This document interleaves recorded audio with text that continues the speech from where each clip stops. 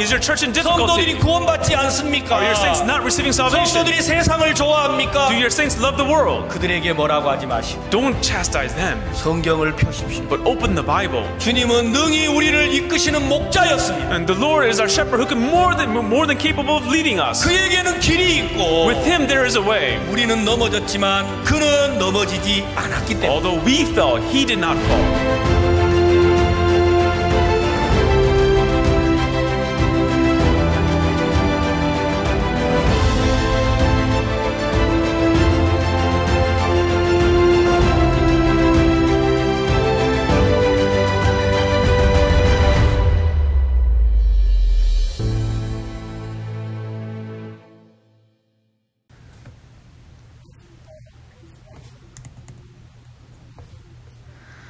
Bonjour à tous, c'est la troisième section de Ministère du Succès.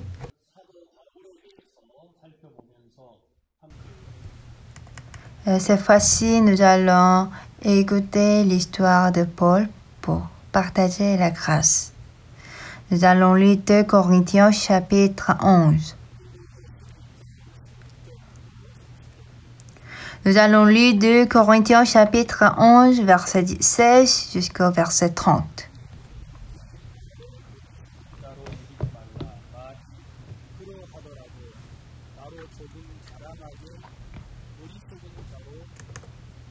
Je leur répète que personne ne me regarde comme un insensé, sinon recevez-moi comme un insensé afin que moi aussi je me glorifie un peu.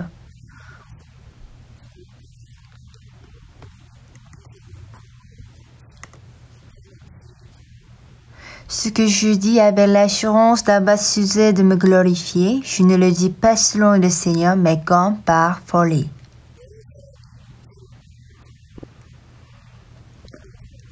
Puisqu'il en est plusieurs qui se glorifient selon la chair, je me glorifierai aussi.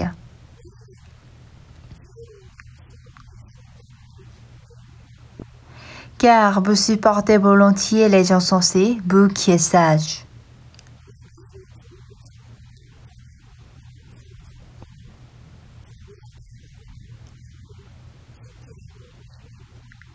Si quelqu'un vous a servi, si quelqu'un vous dévore, si quelqu'un s'empare de vous, si quelqu'un est arrogant, si quelqu'un vous brave au visage, vous le supportez.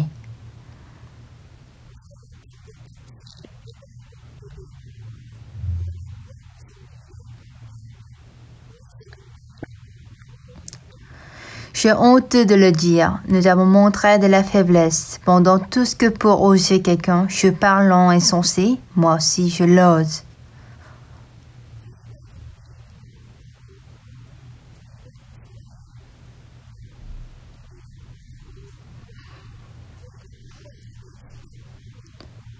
Sont-ils hébreux? Moi aussi. Sont-ils israélites? Moi aussi. Sont-ils de la postérité d'Abraham? Moi aussi.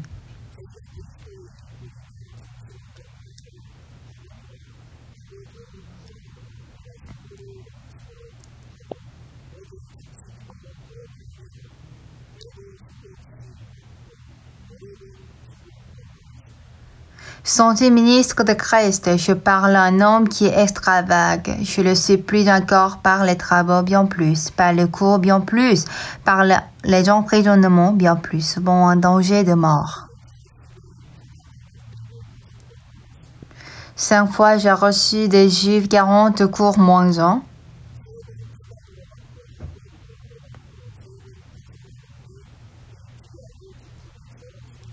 Trois fois j'ai été battu de berge, 8 fois j'ai été lapidé, 3 fois j'ai fait naufrage, j'ai passé un jour et 8 nuits dans l'abîme.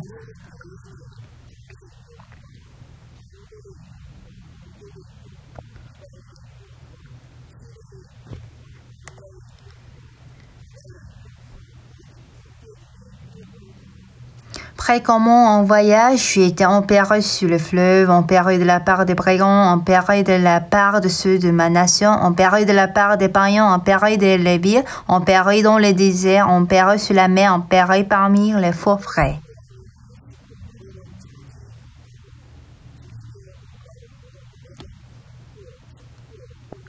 J'ai été dans le travail et dans la peine, exposé à de nombreuses veilles, à la faim et à la soif, à des jeux multipliés, au proie et à la nudité.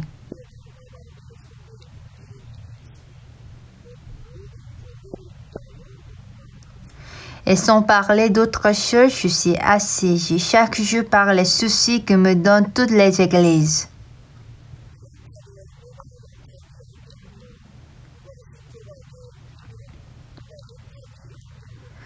Qui est faible, que je ne sois faible, qui vient à tomber, que je ne brûle.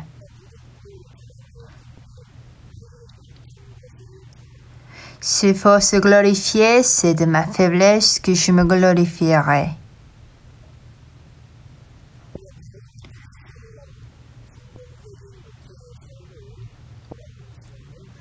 Nous allons apprendre le chemin de ministère de succès à travers Paul.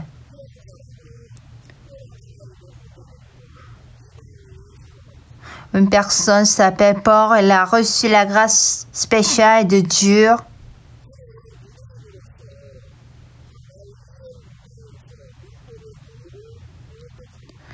Il était un juif, il a appris la doctrine et la loi de Gamaliel. Il était quelqu'un qui a aimé la parole de Dieu. Il était quelqu'un qui a enseigné la doctrine du Seigneur. Mais un jour, Jésus est venu sur la terre.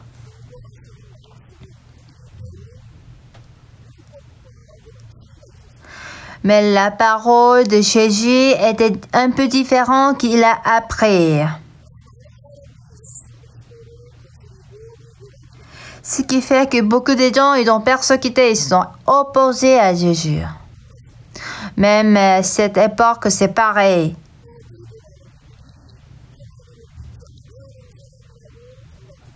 Ne croyez pas que celui qui résiste à Jésus ne croit en Jésus.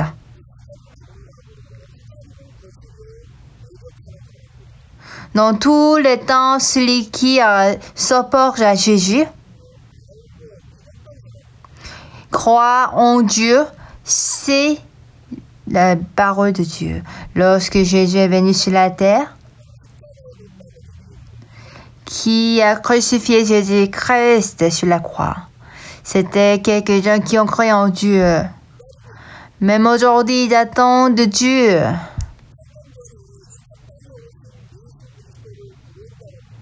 Ils n'ont pas cru Jésus-Christ qui est né il y a 2000 ans comme le Sauveur.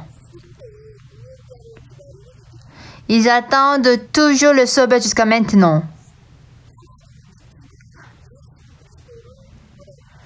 Même s'ils croient en Dieu, ils ne peuvent pas accepter Jésus-Christ.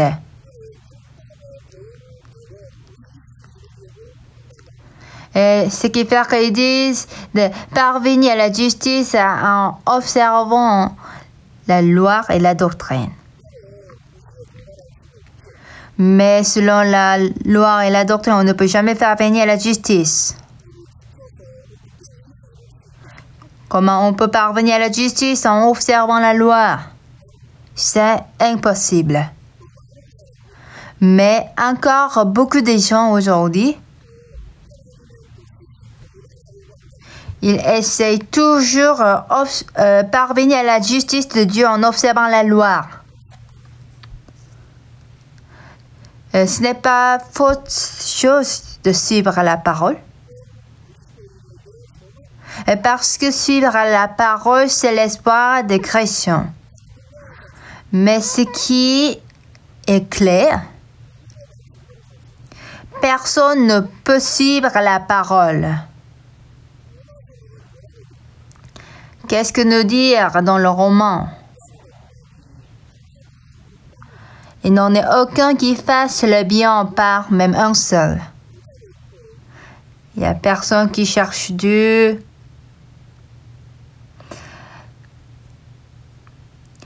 Tous sont égarés, tous sont pervertis. Il n'en est aucun qui fasse le bien, pas même un seul. Voici, c'est la parole de Dieu.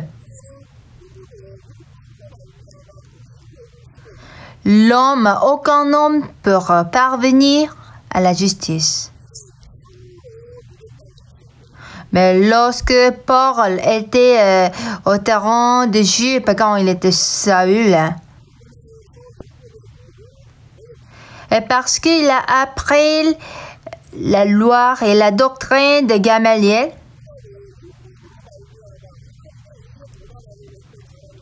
et parce qu'il a essayé de parvenir à la justice de Dieu en observant la loi, mais un jour Jésus est venu sur la terre. Son enseignement n'était pas comme la loi. Son enseignement était un peu différent de la loi. Jésus nous a dit que par le moyen de la rédemption qu'on peut recevoir le salut. Qu'est-ce qui est le sabbat? Qu'est-ce qui est la loi? Ce sont des chemins pour nous conduire à Jésus-Christ. Par le moyen de la rédemption qui est en Jésus-Christ qu'on reçoit la grâce. Pour Saül, il était difficile d'accepter cette vérité. Ce qui fait que quand les souverains sacrificateurs ont crucifié Jésus, et puis Jésus l'a enterré dans le sépulcre. Et lorsque les disciples ils ont déçu, ils sont tombés dans le désespoir. Là, Jésus est allé voir Pierre pour lui dire, Père, mes agneaux. Et dès lors, ils ont commencé à parler, prêcher ce qu'ils ont vu, ce qu'ils ont écouté. Jésus est ressuscité. Jésus-Christ que vous avez crucifié sur la croix, il est le vrai sauveur. Les gens, ils s'est mis à agiter. Mais Saül ne pouvait pas comprendre les paroles des disciples. Comment quelqu'un qui est mort pour ressusciter? Moi, j'ai sûrement vu qu'il est mort. On l'a enterré dans le sépulcre. Peut-être ces disciples, ils nous donnent la confusion. Il le faut emprisonner. C'est ainsi qu'il a attrapé pour les emprisonner. Étienne, il est lapidé, il est tué. Et Saül s'est mis à s'exciter de son cœur. L'Étienne qui probe, qui témoigne la résurrection de Jésus, les gens l'ont lapidé. Mais si Jésus est ressuscité, il doit le protéger. Mais lorsque Étienne il est lapidé, il est tué, le travail de Dieu n'était pas se manifester. C'est écrit en Actes chapitre 9. Saül respirant encore la menace et le meurtre. Il a reçu, il a obtenu la force. J'ai raison, Jésus ne peut jamais se ressusciter parce qu'il est crucifié sur la croix. Il a versé son sang et tous les jours dans son cœur. Jésus-Christ qui est enterré dans le sépulcre. Comment une telle personne peut se ressusciter? Les témoins de la résurrection de Jésus-Christ, il faut les tuer. Parce que ces gens, ils tombent le monde dans la confusion. Lorsque Saül a écouté la nouvelle qu'il y a les gens qui témoignent la résurrection de Jésus-Christ à Damas, Il a planifié de les attraper.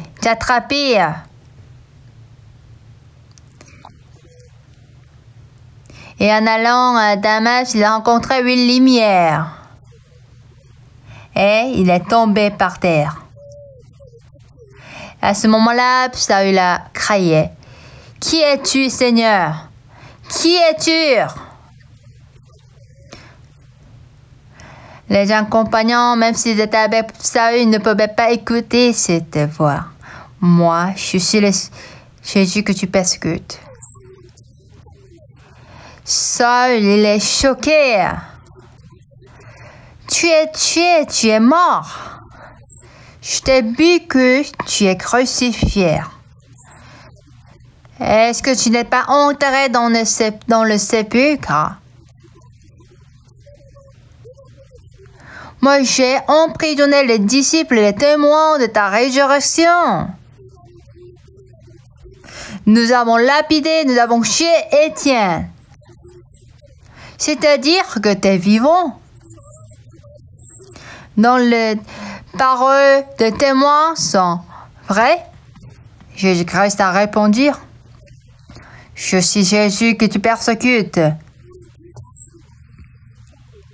Lorsque Saül a écouté cette voix, il est étonné.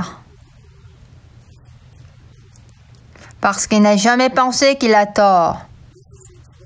Jésus est mort. Quelqu'un qui est déjà mort pour ressusciter? Il n'a pas cru cette vérité. Il a attrapé le témoin de la résurrection de Jésus-Christ pour le tuer. Mais après qu'il a rencontré Jésus-Christ, il a réalisé qu'il a tort.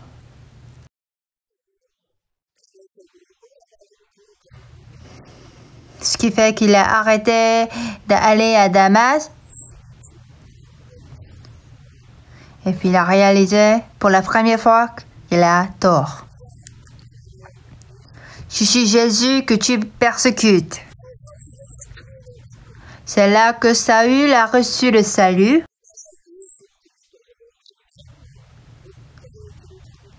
Et il pouvait prendre le chemin de berger par Jésus-Christ.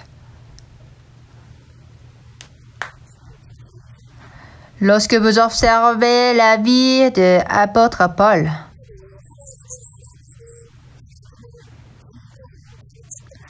il était quelqu'un qui a aimé Jésus, qui a aimé le Seigneur, qui a enseigné, qui a témoigné. Ce qui fait qu'il ne pouvait jamais réaliser qu'il a tort. Lorsque Dieu a appelé Saül Paul,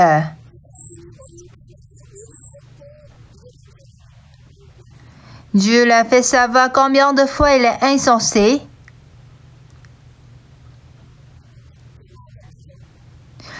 Le chemin que Paul a eu la certitude, il a retourné en disant que j'ai tort.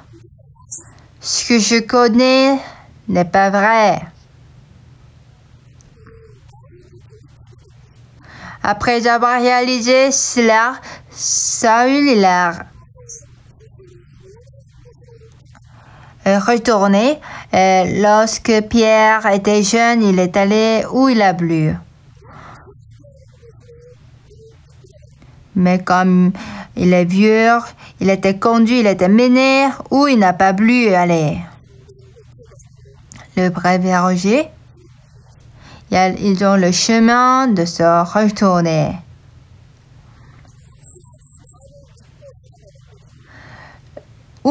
J'avais confiance en moi, on réalise que j'ai tort. Je ne connais rien du tout. Après avoir découvert cette vérité,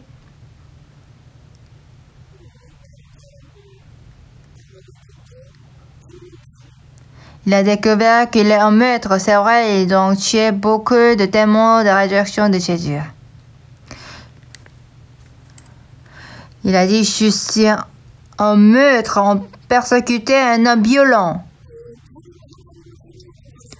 Saül, il a cru qu'il est quelqu'un qui aime Dieu. Il a cru qu'il est quelqu'un qui se sacrifie pour Jésus, pour Seigneur, pardon. Mais à ce moment-là, il a tout perdu.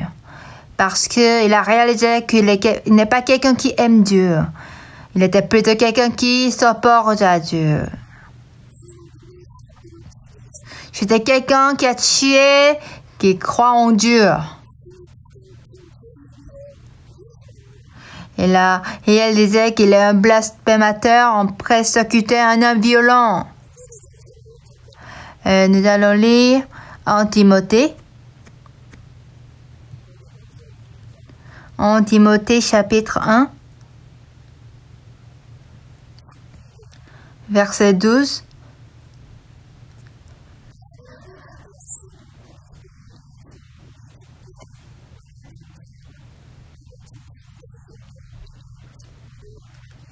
Je rends grâce à celui qui m'a fortifié à Jésus-Christ notre Seigneur de ce qu'il m'a jugé fidèle en m'établissant dans le ministère.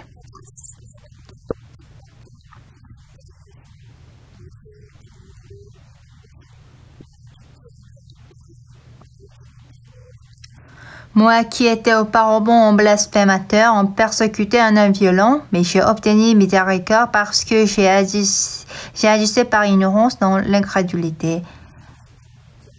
Quand Paul, il était encore sur la rue, il n'a pas cru en Jésus. C'est vrai, il a reconnu Dieu,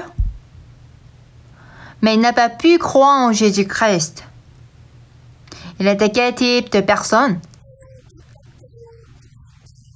Il était auparavant un blasphémateur, un persécuteur, un homme violent.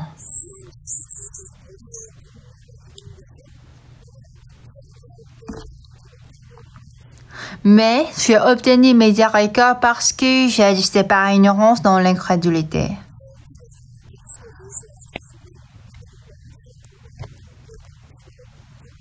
Et la grâce de notre Seigneur a surabondé avec la foi et la charité qui est en Jésus-Christ.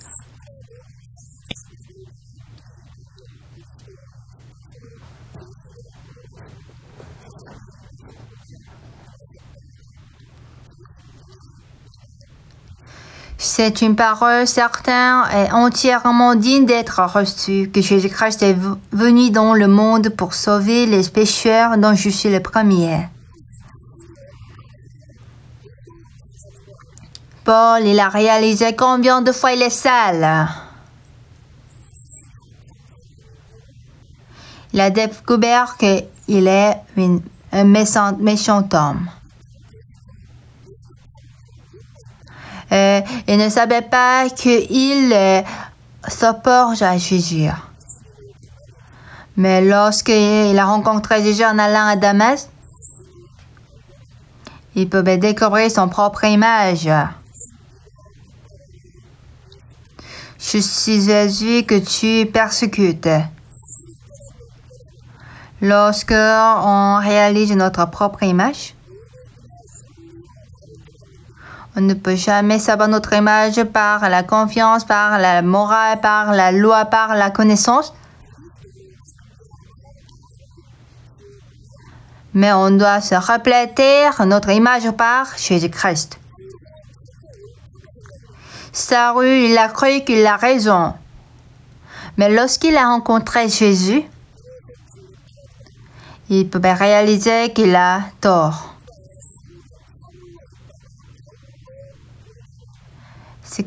C'est là qu'il a eu le changement du nom de Saül à Paul.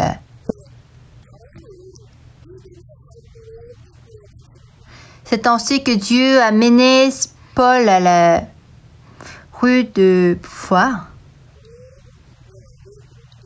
Quand on observe la vie de Paul, on peut découvrir le chemin du ministère du succès. Paul, il était conduit par Dieu en tant qu'apôtre de païens.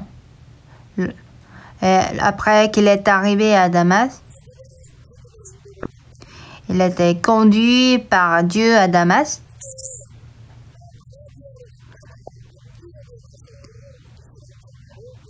Et puis il est allé en Arabie et à la fin il est allé à Antioche et il a appris la vie spirituelle. Et c'est à Antioche qu'il s'est mis à travailler pour l'Évangile.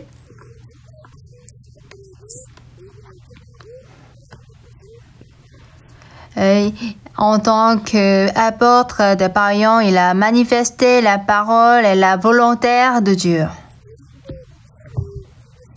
Et lorsque nous avons lu 2 Corinthiens,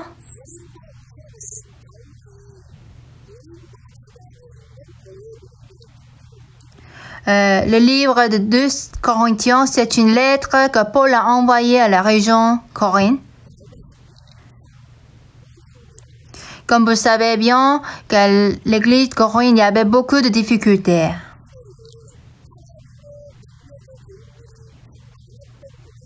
Et dans son temps, il y avait beaucoup de serviteurs de Dieu à cette église.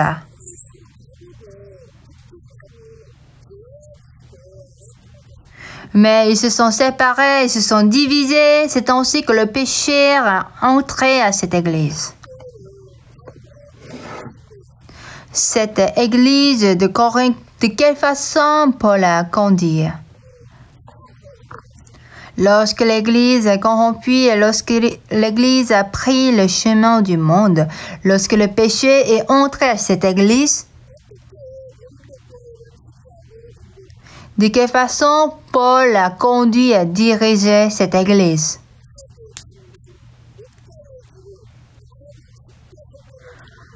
Paul nous a expliqué très facilement le chemin du ministère.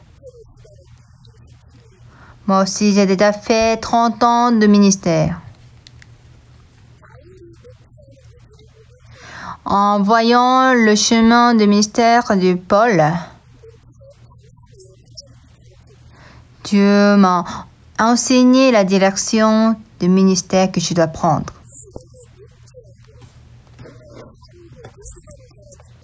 Disons que s'il y a un fidèle qui combat, qui s'oppose à l'église, je me disais de quelle façon je conduis ce type de personne. Peut-être que je le dirais, pourquoi vous faites ainsi? Arrêtez de le faire. Ah, ce n'est pas bon. Peut-être j'aurais dit ainsi. Mais qu'est-ce que Paul a écrit?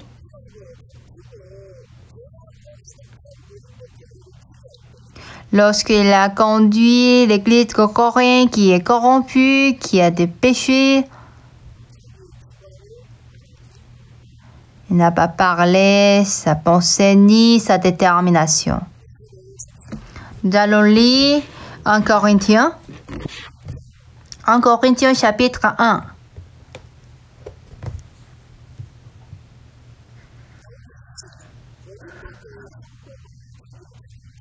Lorsque l'un des fidèles de l'église de Corinthe est venu pour voir Paul, il a écouté la nouvelle de l'église de Corinthe.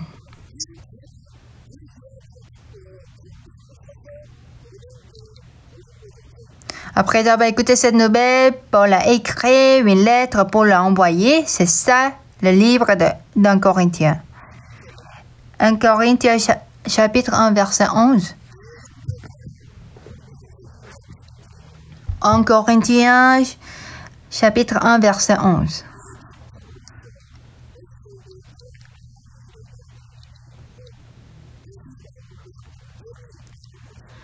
Car, mes frères, j'ai appris à votre sujet par les gens de Chloé qu'il y a des disputes au milieu de vous.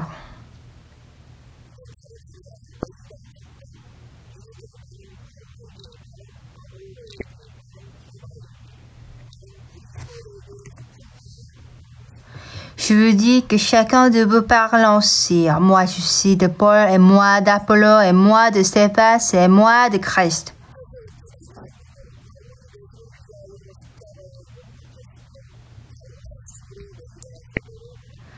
Christ a-t-il divisé? Paul a-t-il été crucifié pour vous? Ou est-ce au nom de Paul que vous avez été baptisé? Pourquoi l'église de Corinthe se dispute au milieu?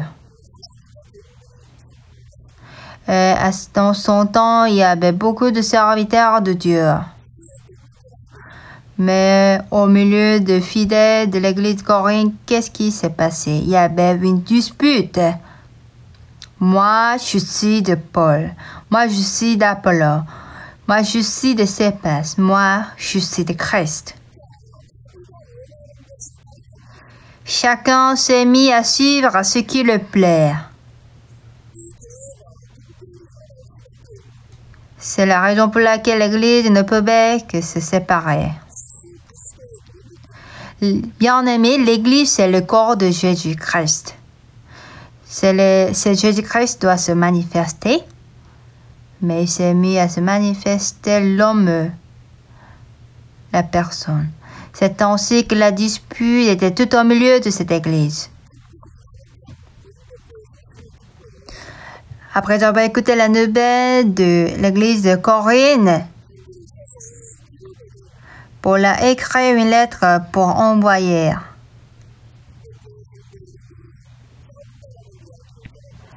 Il n'a pas écrit que les fidèles de l'église de Corinthe, j'ai écouté que vous avez beaucoup de disputes, arrêtez de disputer, arrêtez de combattre. Il n'a pas dit ainsi. Lorsqu'il a écrit pour envoyer aux fidèles de l'église de Corinthe,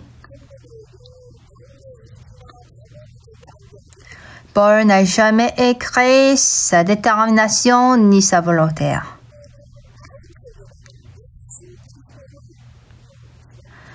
Il a plutôt réveillé Jésus-Christ dans le cœur des fidèles de l'église de Corinthe.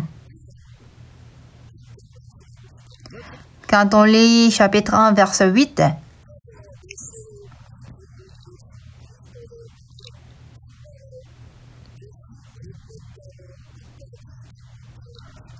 il vous affermira aussi jusqu'à la fin pour que vous soyez irréprochables au jour de notre Seigneur Jésus-Christ.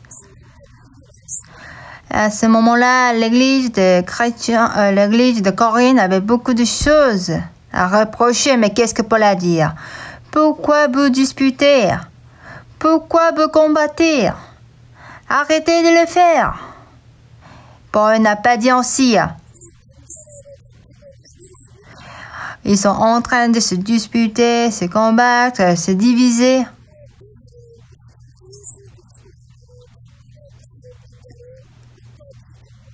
Mais Paul a écrit, il vous affermira aussi jusqu'à la fin pour que vous soyez irréprochables au jour de notre Seigneur Jésus-Christ. Paul n'a jamais établi sa volonté ni sa détermination.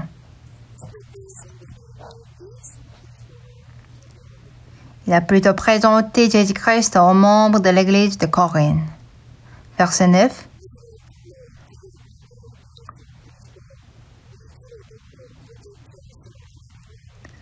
Dieu est fidèle, lui qui vous a appelé à la communion de son Fils, Jésus-Christ notre Seigneur.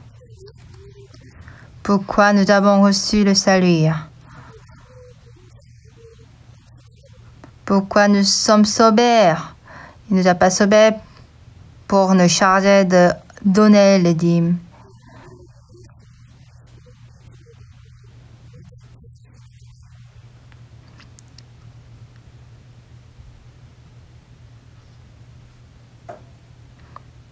Dieu est fidèle, lui qui vous a appelé à la communion de son Fils, Jésus-Christ notre Seigneur. Pourquoi il nous a appelés? Pour s'entretenir avec son Fils. Dieu nous a sauvés pour nous permettre de s'entretenir avec son Fils. Beaucoup de gens, après avoir reçu le salut, et parce que j'ai reçu le salut, auparavant, je me donne ma vie. Je me sacrifie pour Seigneur. Ne trompez jamais.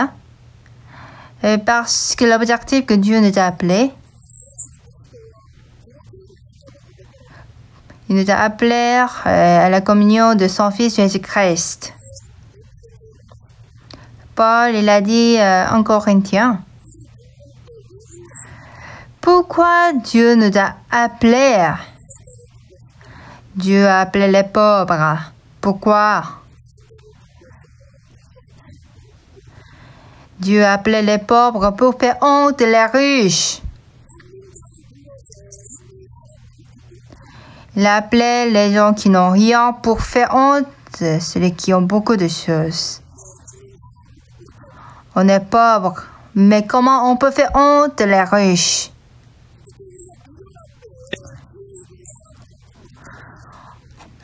On est insensé, mais comment on peut faire honte les sages? Ça serait possible quand on s'entretient avec Jésus-Christ. Je suis insensé. Mais Jésus il est sage. Je suis impuissant. Mais Jésus il est tout puissant. Je n'ai pas de sagesse. La sagesse de Jésus est illimitée. Amen. Combien de fois c'est surprenant. Dieu a l'objectif que nous a appelés. Dieu ne nous a pas appelés pour nous rendre sages. Dieu ne nous a pas appelés pour nous donner la force qui ne sont pas forts.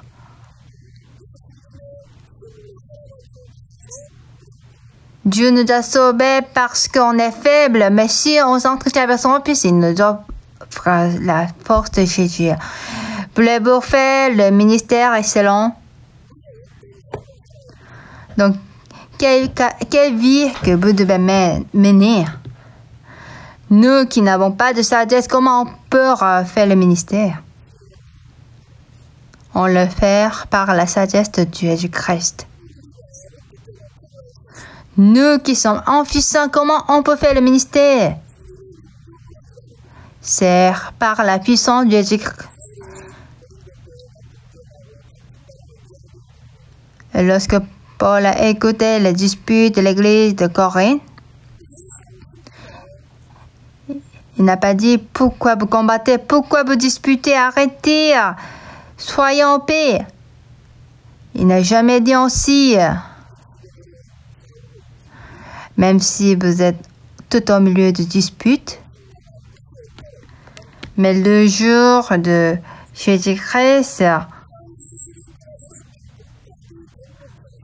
à la fin, pour que vous soyez irréprochables au jour de notre Seigneur Jésus-Christ.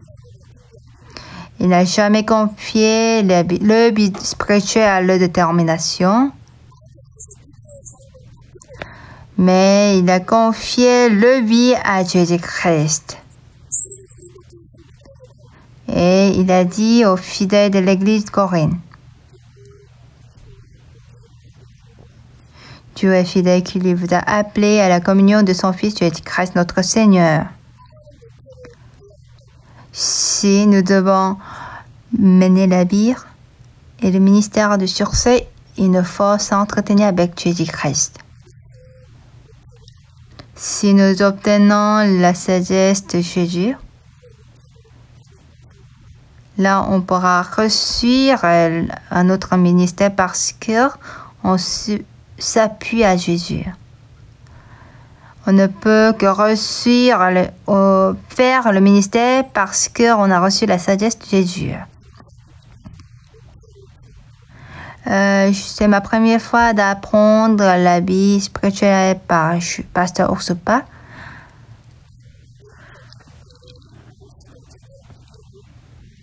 J'ai reçu une grande grâce que j'ai obtenu l'occasion de prêcher l'évangile sur le continent d'Amérique du Sud. Un jour, pasteur m'a posé une des questions. Pasteur Lumichai, parfois je me sens frustré. Mais j'espère que tu saches. Je veux que tu saches que tu es un grand homme. Je suis désolée de vous dire. Moi, je ne pouvais pas croire que je suis un grand homme. Ce qui fait que je ne pouvais pas répondre. Donc, j'ai baissé ma tête. Et pasteur m'a redit, Je veux que Pasteur Imiter sache que tu es un grand homme. Moi, je suis quelqu'un qui n'a pas beaucoup étudié. Ce qui fait que je ne pouvais jamais imaginer que j'étais un grand homme. C'est ainsi que je ne peux pas répondre à la deuxième question. Mais pour la troisième question, Pasteur Park m'a dit: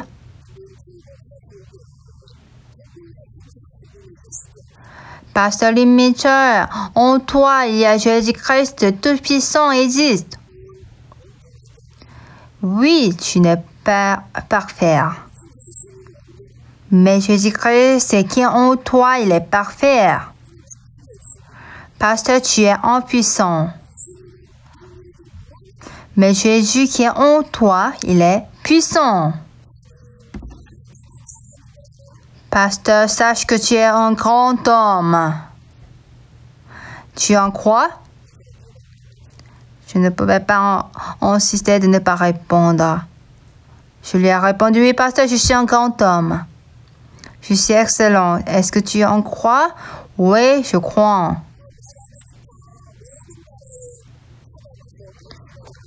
Du coup, lorsque tu vas au pays de l'Amérique du Sud pour prêcher l'évangile, tu vas aller voir le président de la République de pays, chaque pays.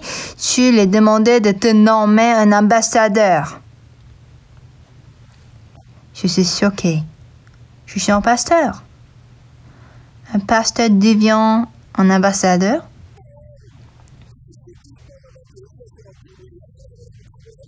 Tout de suite, j'ai répondu que je suis un grand homme par Jésus-Christ. Mais lorsque le pasteur m'a dit d'aller demander de te nommer un ambassadeur, je me disais, c'est impossible. J'ai découvert, j'ai réalisé que je suis quelqu'un qui ne croit pas à la parole. J'ai réfléchi. Pour la première fois, oui, Jésus-Christ, il est en moi. C'est vrai, je ne suis pas un ambassadeur. Je ne suis pas qualifié d'être ambassadeur, mais Jésus est en moi.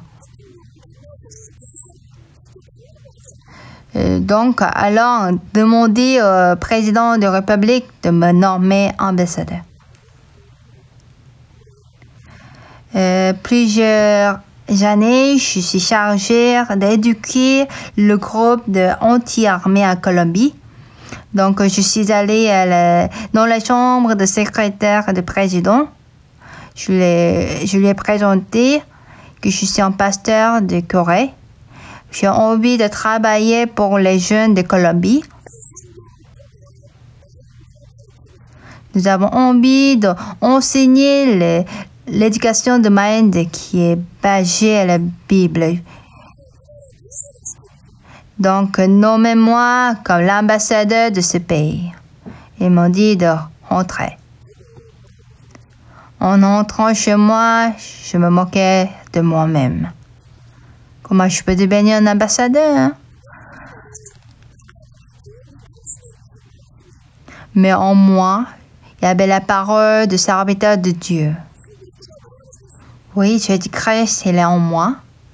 Je suis excellent. Au genre des autres, ils peuvent se moquer de moi. Mais je prononce en croyant en Jésus. Je suis allée demander de me nommer un ambassadeur.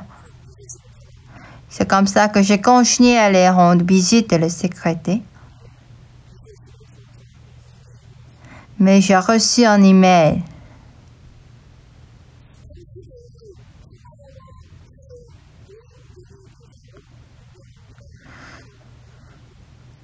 Donc, j'ai reçu l'email qu'on me nomme comme ambassadeur d'honneur de paix et de réconciliation.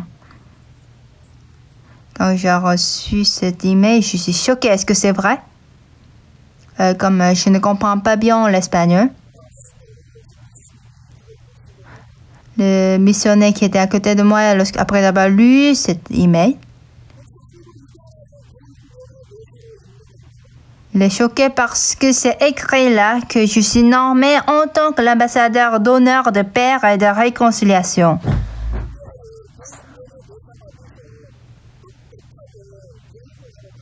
Dès lors, je suis devenu l'ambassadeur d'honneur d'éducation et je donne l'éducation de Mind audacieusement. Qui pour me nommer ambassadeur? Personne me reconnaît comme un ambassadeur. Mais c'est Dieu m'a rendu ainsi. Comme le serviteur de Dieu qui m'a dit, je suis impuissant, mais Jésus-Christ, il est en moi. Donc, bien-aimé, je sais quel type de personne nous devons choisir. Soit regarder moi-même en moi, soit regarder Jésus-Christ en moi. Lorsqu'on demande aux gens, est-ce que vous avez le péché? Il y a peu nombre de gens qui disent qu'ils ont péché parce qu'ils se regardent. Si on se regarde Jésus-Christ qui est en nous, oui Seigneur, je suis seul, mais je suis parfait. Parce que c'est Jésus-Christ qui m'a rendu ainsi. Voici, est-ce que c'est pas la foi? Apôtre Paul, il a espéré que les fidèles de l'église de Corinthe aient cette foi.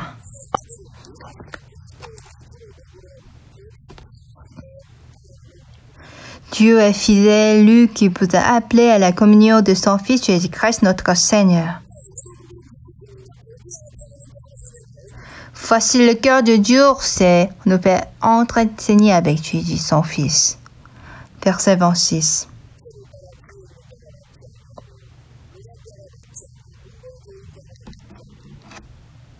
Considérez, frères, que parmi vous qui avez été appelés, il n'y a ni beaucoup de sages selon la chair, ni beaucoup de puissants, ni beaucoup de nobles.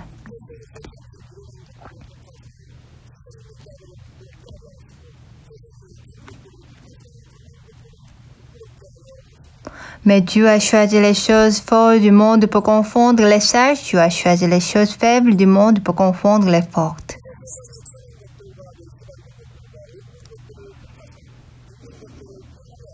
Et Dieu a choisi les choses vues du monde et ce qu'on méprise et ceux qui ne sont point pour réduire à néant ceux qui sont.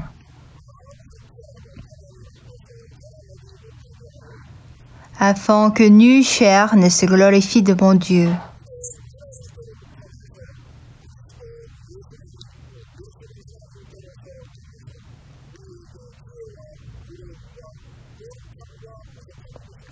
Or, c'est par lui que vous êtes en Jésus-Christ, lequel de par Dieu a été fait pour nous sagesse, justice et sanctification et rédemption. Afin, comme il est écrit, que celui qui se glorifie dans le Seigneur. On doit se glorifier en Jésus-Christ. Voici, c'est le chemin du succès. Le grand pasteur n'est pas quelqu'un qui est puissant. C'est celui qui parle en Jésus-Christ.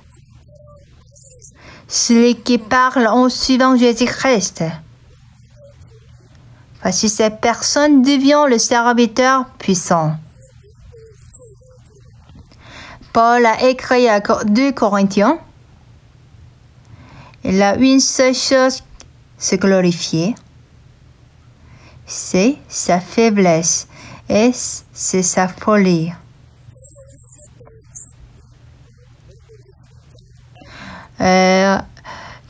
Encore 2 Corinthiens chapitre 11 que nous avons lu aujourd'hui.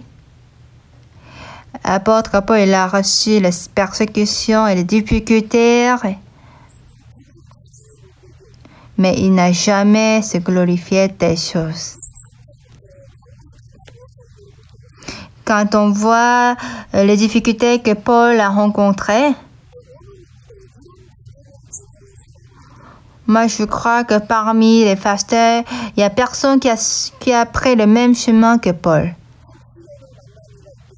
Est-ce qu'il y aura quelqu'un qui a tombé en difficulté plus que Paul? Mais Paul, il n'avait rien à se glorifier. plutôt parle des soucis de l'Église. Dans le cœur de Paul, ce qui était la priorité était établir le corps de Jésus-Christ. Sa priorité n'était pas s'établir lui-même. Mais pour lui, la priorité était établir le corps de Jésus qui est l'Église. Ce que Paul pouvait faire, c'était se glorifier sa faiblesse. Verset 30. S'il faut se glorifier, c'est de ma faiblesse que je me glorifierai. Pourquoi Paul a glorifié sa faiblesse? C'est par la perfection de Jésus-Christ. Parce que la plupart des gens ils sont habitués de couvrir sa faiblesse. C'est pourquoi? Parce qu'ils sont déconnectés de Jésus-Christ. Si parmi vous, vous avez envie de prendre le chemin du ministère de succès, vous devez parler selon Jésus-Christ. Vous ne devez pas parler ce que vous voyez. Mais vous devez parler en suivant le cœur de Jésus. Vous devez parler la puissance de Jésus. Vous parlez la sagesse de Jésus. Et vous parlez la force de Jésus. À ce moment-là, Dieu va manifester Jésus-Christ à travers nous. Et je crois qu'il va nous conduire au chemin du ministère du succès. Pendant 3 heures de temps, nous avons partagé sur le chemin du ministère du succès.